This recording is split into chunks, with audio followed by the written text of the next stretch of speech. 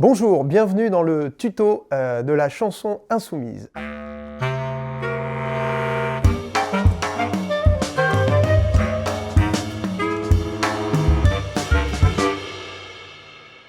Alors, une chanson insoumise, qu'est-ce que c'est? C'est une chanson qui va vous accompagner dans une action de campagne ou dans une manifestation pour mettre de l'ambiance. Elle a vocation à attirer l'oreille, attirer le regard et puis à attirer les sourires des passants. Pourquoi est-ce qu'elle est insoumise? Elle est insoumise à deux titres. La première chose, c'est qu'elle n'est pas soumise aux paroles de la chanson originale. Et deuxièmement, eh bien, précisément parce qu'on va remplacer ces paroles par le discours de la France insoumise sur la campagne en question. Bref, c'est un petit peu comme un tract, mais en plus drôle, un petit peu caricatural parfois aussi, et on a des chances que les gens s'en souviennent et peut-être même en parlent ensuite. Alors, qu'est-ce qu'on raconte dans une chanson insoumise? Eh bien, la première chose à faire, ça peut être par exemple sur le sujet, que ce soit sur le nucléaire, la réforme du bac, la lutte contre la fraude fiscale. Vous allez jeter sur le papier les premières idées qui vous viennent, et éventuellement si vous avez des anecdotes sur le sujet, ça peut être intéressant. S'il y a besoin, vous allez aller voir les tracts qu'on a écrits, que la France insoumise a écrits sur le sujet, peut-être regarder une petite vidéo argumentaire pour savoir ce qu'il va falloir dire sur le sujet. Et là, vous allez commencer à repérer les idées et les mots-clés. Et peut-être aussi des situations dans lesquelles un personnage pourrait évoluer par rapport au sujet. Vous pouvez également commencer à réfléchir à des formulations un peu humoristiques ou un peu poétiques, et tout ça, ça va vous aider à choisir ensuite la chanson de départ, la chanson que vous allez détourner. Alors, comment choisir la chanson dont on va détourner les paroles? Un truc qui marche assez bien, ce sont les comptines qu'on a quasiment tous appris dans notre enfance. Donc comme quasiment tout le monde les connaît, comme elles rappellent l'enfance, elles vont assez facilement attirer des sourires. Ça peut créer des contrastes intéressants entre la forme de cette chanson et le fond de ce que vous allez raconter en fonction de la campagne que vous êtes en train de faire. Et puis en plus, elles sont libres de droit, donc c'est parfait. Vous pouvez aussi prendre dans le répertoire populaire, voilà, sans grand danger. Ce qui est bien, c'est les rocks, les valses, c'est-à-dire des rythmes qui vont être sympas à chanter, puis ça permet de varier, d'avoir un petit peu de tout. Et là, comment vous allez faire? Si vous avez commencé à sélectionner un certain nombre de titres qui pourraient servir dans n'importe quelle manif finalement, vous allez survoler ces titres, et comme vous avez fait le travail précédent de repérer les mots-clés, eh bien vous allez voir qu'il y a peut-être des titres de chansons qui vont résonner avec les mots-clés, et vous allez pouvoir commencer votre travail d'écriture.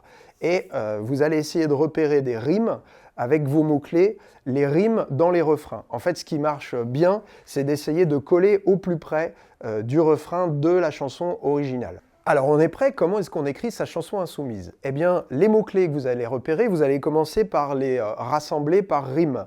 Par exemple, il y a plein de mots dans les tracts, il y a plein de mots avec des rimes en sion. Donc, vous allez voir, il y en a plein. Alors, on peut aussi tricher un petit peu. Il y a des mots... on va pouvoir trouver des mots de la même famille qui vont nous aider à trouver des rimes plus faciles. Par exemple, les rimes en « et », c'est les plus simples. Bon, c'est aussi les moins intéressantes, mais prenons l'exemple, la sélection. On peut vite faire sélectionner, et ça va nous permettre de retomber sur nos pattes, peut-être pour écrire le couplet qui va bien. Deuxième chose, eh bien, on peut chanter juste la mélodie. La la la la la la la la la la. Et quand on la maîtrise bien, cette petite mélodie, vous allez voir que ça aide aussi à inventer les paroles dessus. Alors, il ne faut pas trop s'enquiquiner à compter le nombre de syllabes. De toute façon, en chanson, beaucoup plus facilement qu'en poésie, on peut tricher, on peut tirer sur des syllabes, on peut accélérer. Tout ça marche très bien. On peut écrire seul ou on peut écrire à deux ou trois. Les idées vont fuser, on va rebondir l'un sur l'autre, sur les bêtises des autres. Il faut entre une demi-heure et 1 heure pour avoir un premier jet d'une petite chanson. Et puis ensuite, il faut la laisser mûrir. Donc vous allez y retravailler sous la douche, évidemment. Si vous êtes dans les transports, mais alors là, il faut être un petit peu discret. Si vous êtes au volant, c'est génial. Au volant, on peut chanter tout seul. C'est pas très écolo, mais pour fabriquer une chanson, c'est vraiment chouette.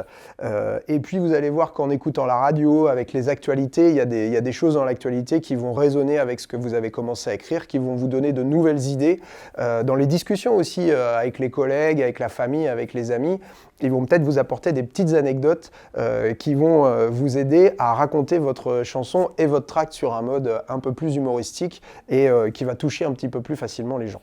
Et ça y est, notre chanson insoumise est écrite, et il va quand même falloir la chanter. Alors comment est-ce qu'on la chante? Si vous avez choisi une comptine, des fois, ça ronronne un petit peu. Hein. Si vous avez écrit 5 ou 6 couplets, bon, ça peut être un peu rengaine de chanter toujours de la même manière.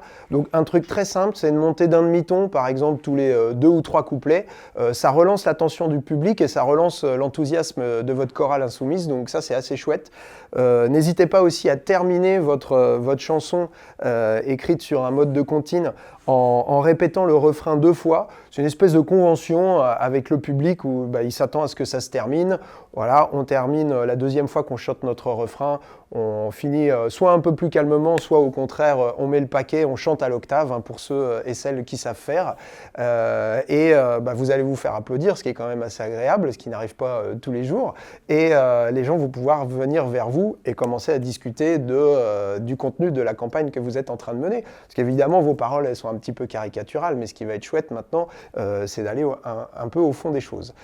Si vous avez écrit sur une chanson populaire, ce qui peut être bien, il ne faut pas s'interdire par exemple de ne faire que le refrain, de chanter que sur l'air du refrain, la mélodie du refrain. Donc vous écrivez des couplets, c'est-à-dire il faut que votre histoire elle avance quand même, on ne va pas chanter la même chose pendant 10 minutes, mais voilà, vous restez sur le refrain parce que parfois les couplets, la mélodie des couplets est quand même un peu moins connue du grand public. Alors est-ce qu'il faut forcément être accompagné d'un instrument? Non, il ne faut pas s'interdire de faire une chanson insoumise ou de prendre celles qui sont déjà écrites parce qu'on ne connaît pas de musicien ou parce qu'on ne sait pas soi-même en jouer. Après, c'est toujours plus agréable. Des guitaristes, hommes et femmes, il en existe plein et ce sera l'occasion pour eux de se rendre utile une bonne fois pour une campagne militante et une campagne insoumise, donc n'hésitez pas. Des chansons insoumises, est-ce qu'il en existe déjà? Mais bien sûr. Alors, je vais vous en chanter quelques-unes et puis vous pouvez retrouver le texte pas très loin de cette vidéo, quelque part sur cette page. Vous pouvez les retrouver aussi sur une page Facebook qui s'appelle Chœur Insoumis, sur laquelle on publie aussi ce qu'on fait en termes de chansons insoumises. Et puis vous-même, vous pouvez donc les reprendre, vous pouvez modifier ce que vous voulez, la rallonger, la raccourcir, changer des paroles si ça ne vous plaît pas, si vous voulez faire quelque chose de plus rigolo, etc. Et puis n'hésitez pas à vous filmer. Si vous chantez avec votre groupe d'action dans le cadre d'une campagne, eh bien filmez-vous, postez ça en compte-rendu d'une action de votre groupe d'action sur la plateforme.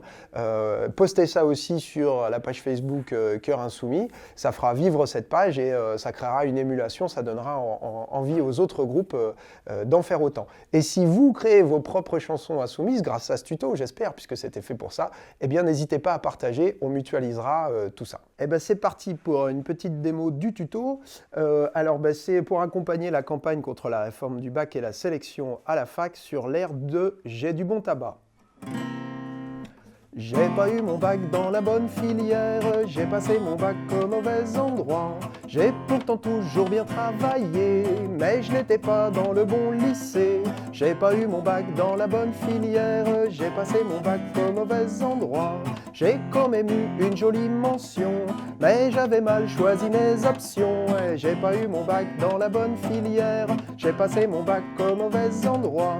Je veux aller à l'université, mais je n'ai pas été sélectionné. Et j'ai pas eu mon bac dans la bonne filière, j'ai passé mon bac au mauvais endroit. Je vais devoir me payer une prépa et travailler car ça coûte un bras. J'ai pas eu mon bac dans la bonne filière, j'ai passé mon bac au mauvais endroit. Plutôt qu'une dette pour entrer dans la vie, j'aurais préféré l'allocation d'autonomie. Mais j'ai pas eu mon bac dans la bonne filière, j'ai passé mon bac au mauvais endroit. J'ai pas eu mon bac dans la bonne filière, j'ai passé mon bac au mauvais